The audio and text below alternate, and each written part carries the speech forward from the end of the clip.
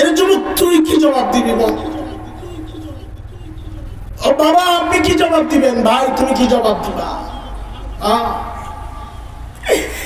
কি পুঁজি বানাইছো মালিকের সামনে পেশ করার জন্য? হযরত বলতেছিলেন কথা, পুঁজির কথা। কার কি পুঁজি আছে বলেন? আমাদের নাই দেখেই তো কাঁদতেছি। আপনার কি আছে বলেন? পুঁজি তো আছে, পুঁজি যে নাই তা না, পুঁজি তো আছে, পুঁজি তো কামাইতেছি প্রতিনিয়ত। আছে পুঁজি, সেটা হচ্ছে গুনাহ। গুনাহ গুনাহ পুঁজি আছে গুনাহ। চুল পাইকা সাদা হয়ে গেছে, এখনো গুনাহ ছাড়তে পারেন না। দাড়ি পাইকা সাদা হয়ে গেছে, এখনো গুনাহ ছাড়তে পারেন না। জিজ্ঞেস করি গুনাহ ছাড়বেন কবে? কবে ছাড়বেন বলেন? মালিক যেন আমাকে আপনাকে ডেকে ডেকে জিজ্ঞেস করতেছেন সূরা হাদীদে, আলাম ইয়ানিল্লাযীনা আমানু আন তাখশা কুলুবুহুম লিযিকরিল্লাহ। ওরে ইমানদার, আল্লাহর ভয়ে তোর অন্তরটা কেঁপে ওঠার সময় কি হয় নাই? যুবক তুই ভাবিস না আল্লাহ তোর চুল পাকা পর্যন্ত তোর সময় দিবেন, দাড়ি পাকা পর্যন্ত সময় দিবেন না রে বাপ। না না, কার কখন ডাক চলে আসে। আরে কত বাবারে দেখলাম সন্তানের লাশ কাঁদি নিয়ে যাইতেছে। কোন ভরসা এইভাবে চলতেছে না? কিসের ভরসা? কি প্রস্তুতি আছে বলেন? আরে আম্মা জান আয়েশা রাদিয়াল্লাহু আনহা জান্নাতের সুসংবাদ পাওয়া আম্মা জান কাঁদতেন কাঁদতেন আর বলতেন, ইয়া লাইতানি কুনতু নাসিয়াম মানসিয়া। আরে আমি যদি নিঃশেষ হয়ে যাইতাম, আমি যদি নিঃশেষ হয়ে যাইতাম, এখন মালিকের সামনে কি নিয়ে দাঁড়াবো?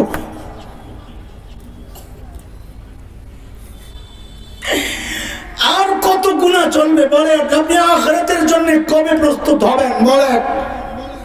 হ্যাঁ, আর কত আর কত আর কত যুবক, আর কত? আরে ভাই, কার নাফরমানি করতেছো একটু খেয়াল করছো? যিনি আমাদেরকে এত ভালোবাসেন, আল্লাহু আকবার, এত ভালোবাসেন, এত ভালোবাসেন। আরে কত ভালোবাসেন একটু খেয়াল করছো কোনদিন? আমি আর তুমি যখন গুনাহ করি, দরজা লাগায়া জানালা লাগায়া ঘরের মধ্যে যখন একা একা গুনাহ করতে থাকি, আমার মালিক আমাকে কত ভালোবাসেন। ভেতরে গুনাহ চলতেছে, আর ওই গুনাহ অবস্থায় আমার মালিক দরজার নিচে দিয়া বাতাস আর অক্সিজেন পাঠায় দেন যেন আমি মরে না যাই। ওই মালিকের নাফরমানি আর কতকাল চলবে? আর মালিক এত মায়া করবেন না কেন? করবেন না কেন? আমাদের সবচেয়ে বেশি আদর করে দুনিয়ায় আমাদের মা। মার কলিজায় কত মায়া। মা জানেন, মাকে যে আল্লাহ বানাইছেন আল্লাহ জানেন, আমি বুঝাইতে পারবো না। তবে কোরআন হাদিস থেকে, বড়দের মাসআলা থেকে যেটা অনুমান করতে পারছি, বড় আজীব এক জায়গা এটা। হ্যাঁ, যেমন একটা মাসআলা তো এমন, কোন সন্তান যদি বাবা মার আগে ইন্তেকাল করে, বাবা তো সন্তানের লাশের পেছনে পেছনে যেতে পারে, বাবা সন্তানের কবরেও নামতে পারে। বলে কেন, বাবার কলিজায় কি মায়া নাই? বলে আছে আছে। বাবাও চিৎকার করে করে কাঁদবে, কিন্তু বাবাকে আল্লাহ শক্তি দিয়েছেন সন্তানকে দাফন করে বাবার উপরে ওঠার মতো ক্ষমতা রাখেন। কিন্তু মায়ের জন্য সন্তানের লাশের পেছনে চলা চলবে না। কোন এক আরব দেশের এক টেলিভিশনের একটা প্রোগ্রাম, একটা ছোট্ট বাচ্চার সাক্ষাৎকার দেওয়া হচ্ছে। একজন সাক্ষাৎকার নিচ্ছে। বাচ্চাটার বয়স বড় জোর 13-14 হবে। বাচ্চাটার চোখ বন্ধ, নষ্ট আর কি, নষ্ট মানে খোলা নষ্ট না, চামড়ায় লাগানো, আরবিতে বলে মাকফুফুল আইন, একদম লেফটানো চোখ। তো উপস্থাপক বাচ্চাটাকে জিজ্ঞেস করতেছে, আচ্ছা তোমার যে এই চোখের নিয়ামত নাই, দৃষ্টিশক্তিটা যে তোমার নাই, তুমি কি আল্লাহর কাছে এই নিয়ামতটা ফেরত চাও যে আল্লাহ এই নিয়ামতটা আমাকে ফেরত দাও? বাচ্চাটা ভাবলে সেন জবাব দিয়ে দিল যে না, আমি এই নিয়ামত ফেরত চাই না। আমি তো অবাক হয়ে গেছি, আরে বোকা নাকি? বলে কি ও এই নিয়ামত ফেরত চাই না মানে কি? আমি তো ভিডিও দেখে অবাক হয়েছি, আর যিনি সামনাসামনি তিনি তো আমার চেয়ে আরো বেশি অবাক হওয়ার কথা না? তো তিনি খুব অবাক বিষয়ে জিজ্ঞেস করলেন, লিমাজা, আরে কেন তুমি এই নিয়ামত ফেরত চাও না? এটা কেমন কথা? আল্লাহু আকবার। এই ছোট্ট বাচ্চার কি পবিত্র চিন্তা! ওর জবাবটা শুনে আমি বুঝেছি, আরে বোকা তো ও না, বোকা তো আমি। দেখি বোকা তো আমি, আল্লাহকে সাক্ষী রেখে বলছি। ওর জবাবটা শুনে আমি সাথে সাথে কান্না করে দিয়েছি। আর আমি লক্ষ্য করছি ওই যে উপস্থাপক, যিনি সঞ্চালক, প্রোগ্রাম যিনি পরিচালনা করছেন, তাকেও দেখলাম এইরকম হাত লাগায় কান্না শুরু করছে। তার কান্না দেখে আমি আরো বেসামাল হয়ে গেছি। দ্রুত আমার রুমের টয়লেটের ভিতরে ঢুকছে, দরজা লাগাইয়া ইচ্ছা মতো দাঁড়ায় দাঁড়ায় কতক্ষণ কাঁদছে যে কি বলবো, পাতলা হইয়া মুখ টুক ধুইয়া বের হয়েছে। কাঁদতেছি কেন? আমি ভাবতেছিলাম উল্টাটা, আমার কান্না আসতেছিল উল্টা চিন্তা করে। কি চিন্তা? ওই যে বাচ্চাকে যখন জিজ্ঞেস করে তুমি এই চোখ কেন ফেরত চাও না, তো বাচ্চাটা বলে কি জানেন? হায় হায়, ও কি পুঁজি বানাইছে যুবক, খেয়াল কর। ওকে যখন জিজ্ঞেস করা হলো এই নেয়ামত তুমি কেন ফেরত চাও না, ও বলে হাসরের মাঠে যখন বিচার শুরু হয়ে যাবে না, যখন আমার ডাক পড়বে, আমার সিরিয়াল আসবে, এই ছোট্ট বাচ্চার কি সিরিয়াল চিন্তা করেন, ওর কি চিন্তা, পবিত্র চিন্তা। বলে আমার যখন সিরিয়াল চলে আসবে তখন যেন আমি আমার মালিকের সামনে নত জানু হয়ে বসে এই কথাটা বলতে পারি, ও আমার মালিক, ও আমার মালিক, দুনিয়ায় তো তুমি আমার এই নিয়ামতটা দেও নাই, ওগো মালিক, এর ওসিলাই কি আজকে আমার আযাবটা একটু কমায়া দেওয়া যায় না মালিক?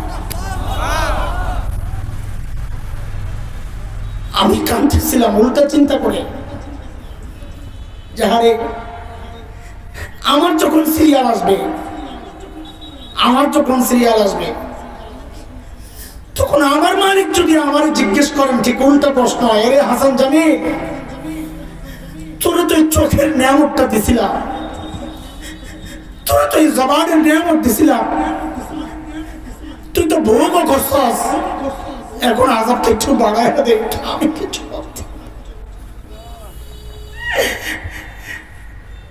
এর জন্য তুই কি জবাব দিবি বল? ও বাবা আপনি কি জবাব দিবেন? ভাই তুমি কি জবাব দিবা? কি পুঁজি বানাইছো মালিকের সামনে পেশ করার জন্য? হযরত বলতেছিলেন কথা, পুঁজির কথা। কার কি পুঁজি আছে বলেন? আমাদের নাই দেখেই তো কাঁদতেছি, আপনার কি আছে বলেন? পুঁজি তো আছে, পুঁজি যে নাই তা না, পুঁজি তো আছে, পুঁজি তো কামাইতেছি প্রতিনিয়ত, আছে পুঁজি, সেটা হচ্ছে গুনাহ, গুনাহ, গুনাহ। পুঁজি আছে গুনাহ, চুল পাইকা সাদা হয়ে গেছে, এখনো গুনাহ ছাড়তে পারেন না, দাড়ি পাইকা সাদা হয়ে গেছে, এখনো গুনাহ ছাড়তে পারেন না। জিজ্ঞেস করি গুনাহ ছাড়বেন কবে? কবে ছাড়বেন বলেন?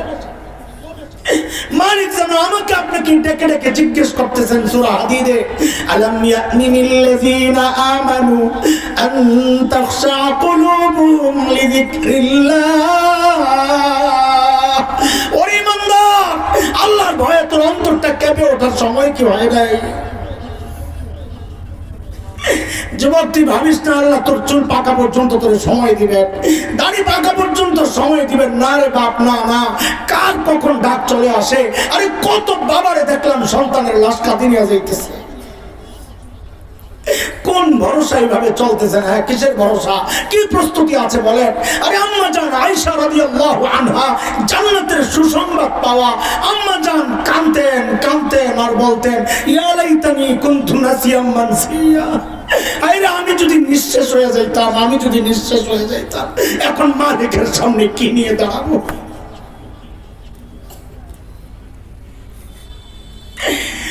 আর কত গুনাহ চলবে বলেন? আপনি আখিরাতের জন্য কবে প্রস্তুত হবেন বলেন?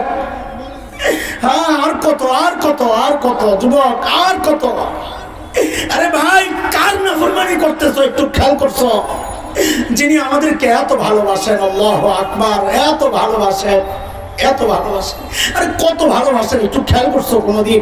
আমি আর তুমি যখন গুনাহ করি, দরজা লাগায়া জানালা লাগায়া ঘরের মধ্যে যখন একা একা গুনাহ করতে থাকি, আমার মালিক আমাকে কত ভালোবাসেন। ভেতরে গুনাহ চলতেছে আর ওই গুনাহ অবস্থায় আমার মালিক দরজার নিচে দিয়া বাতাস আর অক্সিজেন পাঠায় দেন যেন আমি মরে না যাই। ওই মালিকের নাফরমানি আর কতকাল চলবে? আর মালিক মালিক এত মায়া করবেন না কেন? করবেন না কেন? আমাদের সবচেয়ে বেশি আদর করে দুনিয়ায় আমাদের মা। মার কলিজায় কত মায়া, মা জানেন, মাকে যে আল্লাহ বানাইছেন আল্লাহ জানেন, আমি বুঝাইতে পারবো না। তবে কোরআন হাদিস থেকে, বড়দের মাসআলা থেকে যেটা অনুমান করতে পারছি, বড় আজীব এক জায়গা এটা। হ্যাঁ, যেমন একটা মাসআলা তো এমন, কোন সন্তান যদি বাবা মার আগে ইন্তেকাল করে, বাবা তো সন্তানের লাশের পেছনে পেছনে যেতে পারে, বাবা সন্তানের কবরেও নামতে পারে। বলে কেন, বাবার কলিজায় কি মায়া নাই? বলে আছে আছে। বাবাও চিৎকার করে করে কাঁদবে, কিন্তু বাবাকে আল্লাহ শক্তি দিয়েছেন সন্তানকে দাফন করে বাবা উপরে ওঠার মতো ক্ষমতা রাখে। কিন্তু মায়ের জন্য সন্তানের লাশের পেছনে চলা চলবে না, মায়ের জন্য সন্তানের কবরে নামা চলবে না। কেন? কারণ দুনিয়ায় এমন কোনো মা নাই যে সন্তানকে দাফন করার জন্য কবরে নামবে, সন্তানকে দাফন কইরা নিজে সুস্থ অবস্থায় উপরে উঠবে, এমন কোনো মা নাই। নিজেও লাশ হয়ে শুয়ে পড়বে। কেন রে দোস্ত, মার কলিজায় এত মায়া কেন বলেন তো? মা আমার চোখ বানাইছে, বলে আরে কথা বলেন, মা আমার চোখ বানাইছে, কান বানাইছে, হাত পাও কিচ্ছু বানাইছে? কিচ্ছু বানান নাই।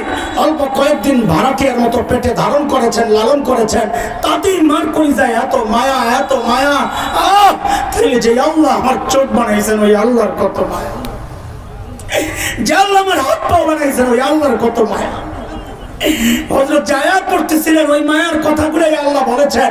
আমি আপনি যখন গুনাহ করি, আল্লাহ তখন পেছন থেকে ওই মায়ার শব্দ দিয়ে ডাকতে থাকেন, ইয়া আইয়ুহাল ইনসান মা গাররাকা বিরাব্বিকাল কারীম। ও মানুষ, তোর ওই করিম রবের ব্যাপারে তোরে কেড়ে ধোকায় ফেললো। আরবিতে করিম বলা হয় ওই দাতাকে, ওই দাতাকে করিম বলে যিনি না চাইতেই দেন, না চাইতেই দেন। বলেন এই চোখ চায়া পাইছিল না চায়া, এই হাত পাও চায়া পাইছিল না চায়া? আল্লাহ তাআলা আমাকে আপনাকে না চাইতেই দিছেন। তো আল্লাহ বলতেছেন, যে চোখ দিয়ে তুই গুনাহ করতেছস, ওই চোখ তো তোর নায়ক নায়িকা দেয় নাই। আরে আমি আল্লাহ দিছি, আল্লাহ না চাইতেই দিছি। যে কান দিয়ে তুই গুনাহ করতেছস, ওই কান তো তোর গায়ক গায়িকা দেয় নাই। আমি আল্লাহ দিছি, আল্লাহ না চাইতেই দিছি। আমার দেওয়া নিয়ামত দিয়া তুই আমার বিরুদ্ধে নাফরমানি করতেছিস। যুবক, কিভাবে বললে বুঝবি ভাই? আমি বলি কি, আমার কথাগুলো যদি হৃদয়ে টাচ না করে, তা আমি বলি আমার আর ক্ষমতা নেই, তুই আয় আমার কাছে, আয়, আমার শেষ অস্ত্র, তোরা আয় আমার কাছে, তোদের পাওগুলো আমার সামনে দে, আমি তোদের পাওগুলো জড়ায় ধরে সারা করে থাকি, তখন তুই গুনাহ ছেড়ে দে। বাবা গুনাহ ছেড়ে দে। গুনাহ হয়ে গেছে, আমাদের হয়েছে, আমরা তো নবী না, ফেরেশতাও না। গুনাহ হয়ে যাওয়াটা স্বাভাবিক। আমার সাথে শয়তান লেগে আছে, আমার নফস লেগে আছে, হওয়া তো স্বাভাবিক। কিন্তু এমন মালিক পায়া গুনাহ রাখাটা অস্বাভাবিক। বলে কেমন মালিক? দুনিয়ার মানুষ অপরাধীরে খুঁজে শাস্তি দেওয়ার জন্য, আর আমার আপনার মালিক তিনি অপরাধীরে খুঁজে মাফ করার জন্য। এই মালিক পায়া গুনাহ রাখা, এটা বড় অবাক করা ব্যাপার দোস্ত। এই জন্য মালিক আমাদেরকে বারবার ডেকে ডেকে বলছেন, আরে বান্দা, ইয়া আইয়ুহাল্লাযীনা আমানুত্তাকুল্লাহ। হযরত সাঈদ ইবনে আমির আল-জুমাহির ঘটনা অনেক লম্বা, আমি সেদিকে যাচ্ছি না, শুধু বোঝানো দরকার ছিল যে সাহাবায়ে কেরাম আখিরাতকে কিভাবে ধরছেন, দুনিয়া কিভাবে ছাড়ছেন। এটাই হচ্ছে আমাদের আসল নমুনা।